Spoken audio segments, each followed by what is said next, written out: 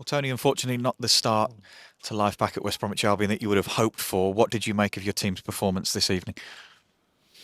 I thought we started really well for 10 minutes, 15 minutes, and then we give up possession of the ball, really.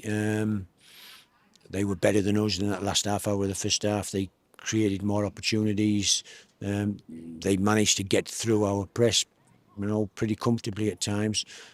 We looked a little bit leggy. He talked at half time about being better with the ball, because if we've got the ball, they can't hurt us. And I think that's what happened second half. We were much, much better with the football and spent most of the second half in their half. But our inability to put the ball in the back of the net is the answer to why we've lost 2-0, really. I thought there was good control second half. I think without not control at the back end of the pitch, I thought we were around their box a lot. But end product is what football's about. You've got to be good in both boxes, and obviously we didn't score a goal. So there's the frustration for me. That's where we need to work. That's what we need to try and give them confidence and belief, because we've got a lot of technical footballers. I think both wide players are very, very talented young guys. Who's going to score the goals from their deliveries? Who's going to get in the box? Who's going to put the ball in the net? And I think that's glaring. That's not just me as a head coach, but I'm sure all the fans who came to watch today will have a frustration about putting the ball in the net. As everybody on the pitch, Grady's got to try and score some goals. Very similar. I think Grady's the player in our team could score a goal like Doak did for them today, step inside and bend one in the top corner. As Mikey's shown this year, he can bend them in the top corner. Fellows, listen, I was just saying in there, I didn't realise how fast and direct and how good he is as a football player. He just needs to find some personality that will make him almost cocky, a bit arrogant, that they can't get the ball off him. He's a wonderful talent. So we have amazing, talented front end of the pitch footballers, but we need to have a guy who lives for scoring goals, really. And every club wants them, of course. And when I was here first time, we had Kevin Phillips. Early on we had John Hartson. We had people who could score. Diamanti Kamara. People who could score goals and wanted to score goals. And maybe them talented players I've just talked are pretty young, and they need to keep growing and develop and get the belief that they can score double-figure goals in a season. Especially if we're going to play most of the game in the opposition half, we need to have the top-end players scoring goals. I know you'll watch the game back, but your initial reflection of it, are there more positives to take from that, or are there more reasons for concern? I think a bit of both. As I said, I think that the last half hour, the first half, I was disappointed with. We allowed them to dominate. We allowed them to push us back. And then when we got the ball, we weren't good enough to push them back and make it, they would feel our threat, really. Whereas the second half, I think the whole of the second half, they felt our threat.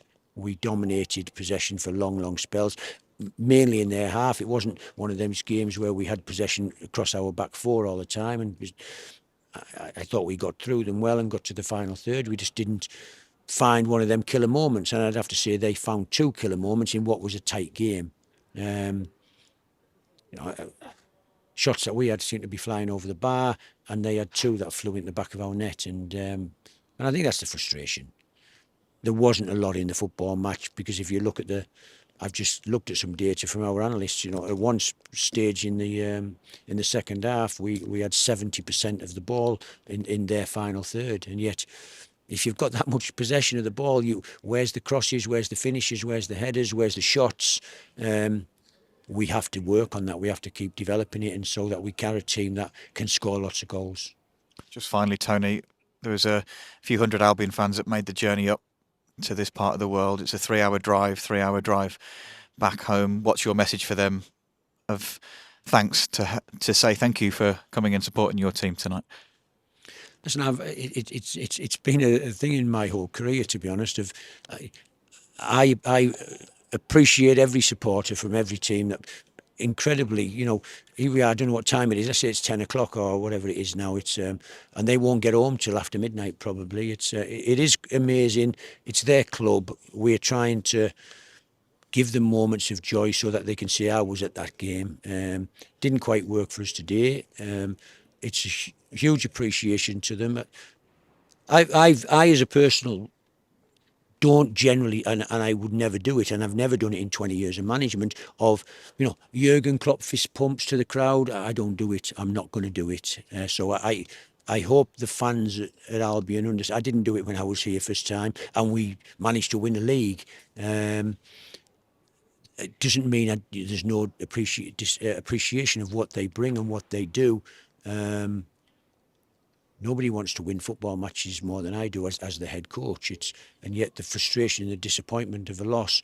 And yet I feel that if that would have been a 2-0 win, I wouldn't have been over there fist pumping either. I would have been down the tunnel, making sure we were getting ready. Do we know what's happening in the morning? Do you know let's start working on the next game.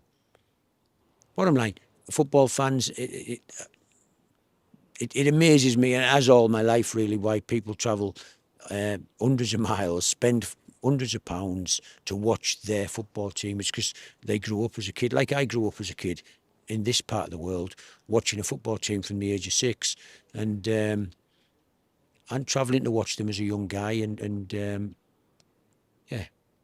I don't know what you want me to say other than we really appreciate it. We're really disappointed we didn't get a result, and every fan's got a platform to have an opinion on the game, and we respect all their opinions. My opinion ultimately is the one that matters at this moment, and I thought there's plenty of positives to take. I thought we really stuck at the game. I thought we kept going. I thought we're all disappointed with the result, and yet we need to find either a goal scorer that is hungry, and that's what he does, and yet every team in the world wants that. Let's just keep trying to develop and build, and every game where we can have 70% possession in the opposition half, and that's what we have to try and build to, that we are the dominant team in most games.